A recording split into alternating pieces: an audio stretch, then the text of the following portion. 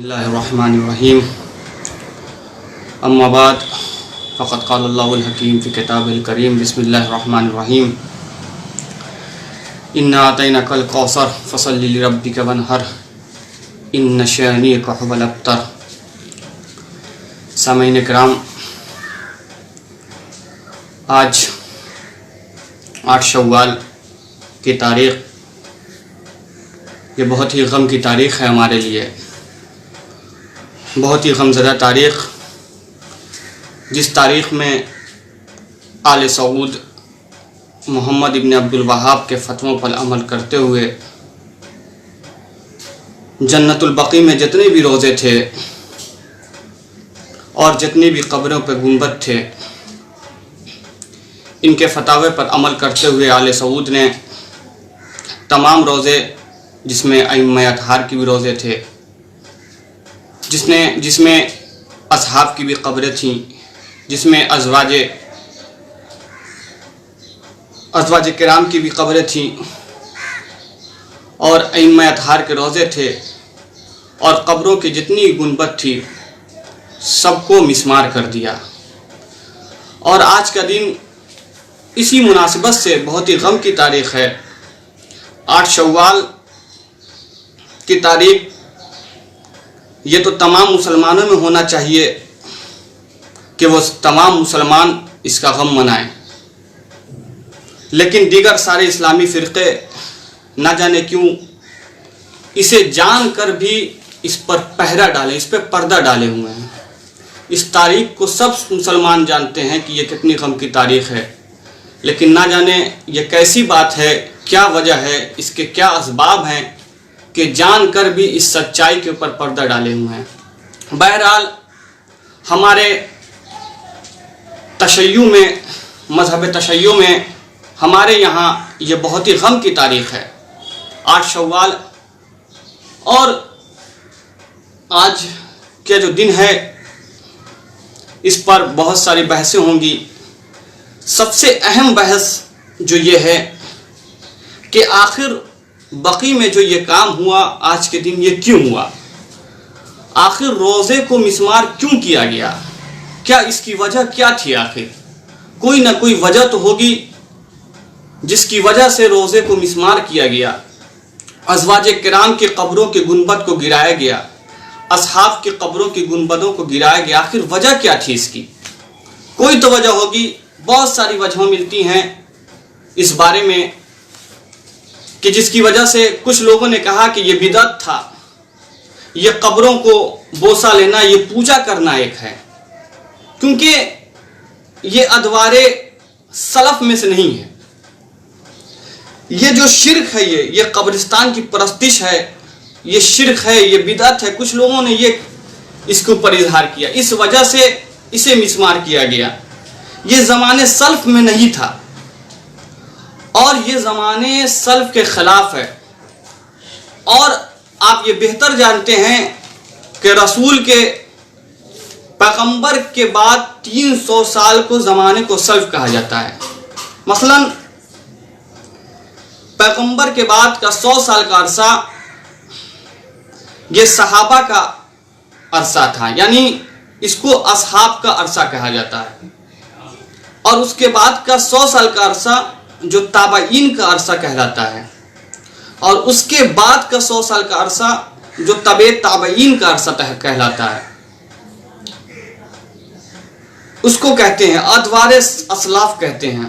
کچھ لوگوں نے کہا کہ ہم ادوار اسلاف کے زمانے کو زندہ رکھنا چاہتے ہیں، اس وجہ سے ہم نے اس کام کو کیا۔ مثلا کہ یہ جو قبروں کی پرستی تھی یہ اسلاف کے دور میں نہیں تھی۔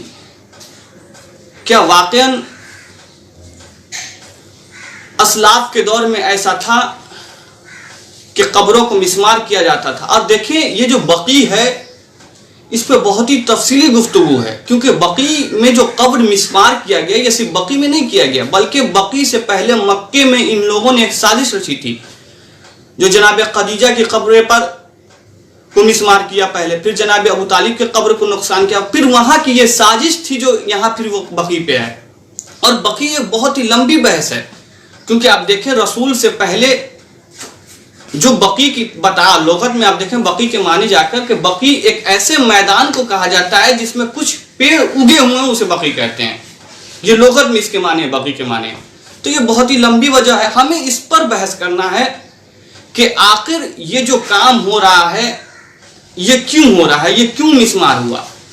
اور بس ہم اس بحث کو تمام کریں گے کہ آخر یہ جو بحث یہ بات ہے، یہ جو مسمار قبروں کو مسمار کیا گیا 8 شوال کی یہ جو غم کی تاریخ ہے یہ مسلمانوں کے درمیان، اور یہ ہمیں تو ایک ساتھ اس پر اکٹھا ہونا چاہیے، ہمیں ایک ساتھ بولنا چاہیے اس کے آگے آ کے. اور آپ دیکھیں ابھی جو دور یہاں کا چل رہا ہے، ابھی ہندوستان میں جو لاک ڈاؤن وغیرہ ہے، آپ دیکھیں ابھی رمضان سے پہلے ایک مہینہ شعبان کا مہینہ آیا تھا، شب برات کا مہینہ. ہم مسلمان جتنے بھی مسلمان ہیں سارے 15 شعبان کو قبروں پر جا کے موم بتی جلاتے ہیں. یہ ہمارے یہاں ہے شب برات کے دن. آپ ذرا سوچیں لاک ڈاؤن جب ہوا تو اس چیز کو منع کیا گیا حکومت کی طرف سے، تو ہم کتنے پریشان ہو گئے تھے کہ اپنے وارث کے قبر پر ہم نہیں جا رہے ہیں. ہم کتنے غمزدہ تھے کہ اپنے ورثہ کے قبر پہ نہیں جا رہے ہیں. کوئی پریشان تھا کہ اپنی ماں کے قبر پہ جا کر اگربتی نہیں جلا سکتا ہے. کوئی پریشان تھا کہ کوئی اپنے باپ کے قبر پر جا کر سورہ فاتحہ نہیں پڑھ سکتا ہے. کوئی پریشان تھا، سب الگ الگ پریشان تھے کہ ہم قبروں پہ نہیں جا رہے ہیں. ذرا آپ سوچیں کہ ہم صرف اپنے والدین کے قبر پر نہیں جانے کی وجہ سے کتنا پریشان تھے. سوچیں وہ رسول کی بیٹی ہے، ان کی قبر ویران پڑی ہوئی ہے، کوئی آوازیں نہیں اٹھا رہا ہے، کوئی آواز نہیں اٹھا رہا ہے. ہمارا یہ شرعی ذمہ داری ہے کہ ہم ایک ساتھ ہو کر اس پر آواز اٹھائیں. اور اس کے آواز اٹھانے کے لیے بہت سارے راستے ہیں. اسلحہ کے ذریعے سے بھی آواز اٹھائی جاتی ہے، کتاب کے ذریعے سے بھی آواز اٹھائی جاتی ہے، قلم کے ذریعے سے بھی آواز اٹھائی جاتی ہے. ہمیں چاہیے کہ ہم اس کے لیے ایک جہت ہو کر اتحاد بنا کر اس کے لیے آواز اٹھائیں. کیونکہ اگر ہمارے درمیان اتحاد نہیں ہوگا اور ایسے ہی نام و نہود والے مسلمان، اب آپ دیکھیں داعش جو ہے یہ کیا ہے، یہ مسلمان کا چہرہ اوڑھے ہوا ہے، چہرہ لایا ہوا ہے مسلمان کا سامنے سے. یہ جو ہے یہ فتنہ پرور ہے. یہ جو داعش ہے کیا ہے، یہ فتنہ ہے. اور یہ فتنہ ہمیں شروع سے چلا آ رہا ہے. جب دیکھیں مولا کائنات کے دور میں جب عبد الرحمن نے مولا کائنات کو مارا، کیا فتنہ تھا کہ خانہ کعبہ کے دیوار میں ٹیک لگا کر عبد الرحمن ابن ملجم نے قسم کھائی تھی مولا کائنات کو مارنے کے لیے. ذرا سوچیں یہ کیسا فتنہ ہے کہ وقت کے امیر کو مار رہا ہے، امیر المومنین کو قتل کر رہا ہے، اور اللہ کی قسم کھا رہا ہے خانہ کعبہ کے اندر بیٹھ کر دیوار میں ٹیک لگا کر. وہی حال ابھی ہمارے عالم اسلام کا ہو رہا ہے کہ جتنے بھی نام نہود والے مسلمان ہیں یہ سب مسلمان بن کر مسلمان کو بدنام کر رہے ہیں. ہمیں چاہیے کہ ایک ساتھ ہو کر ہم دنیا کو یہ بتائیں کہ اسلام کا اصل چہرہ کیا ہے، اسلام اصل کیا ہے. کیونکہ اسلام نے تو زندگی کی عزت کی ہے، زندگی کو معیار بنایا، بلکہ اسلام نے تو موت کے بعد بھی معیار بنایا انسان کو. قبروں پر جو نشانیاں اسلام نے دی وہ کیوں دی ہیں؟ اسی لیے تاکہ یہ قبر کے جو وارث ہیں اسے پہچان لیں یہ ان کی قبر ہے. اسلام نے حیات بخشی ہے، موت کے بعد بھی عزت دی ہے. تو ہمیں ایک ساتھ کھڑے ہو کر ہمیں اس اسلام کے اصلی چہرے کو پہچانوانا ہے کہ اصلی اسلام کیا ہے، اسلام کا اصل کیا ہے. ورنہ میں دعوے کے ساتھ کہہ رہا ہوں کہ اگر ہم ایک ساتھ کھڑے نہ ہوں گے تو آنے والا دور اتنا خراب ہو جائے گا کہ روئے زمین پر جب بھی اسلام کا نام لیا جائے گا، مسلمان کا نام لیا جائے گا تو لوگ ہم سے دور بھاگیں گے.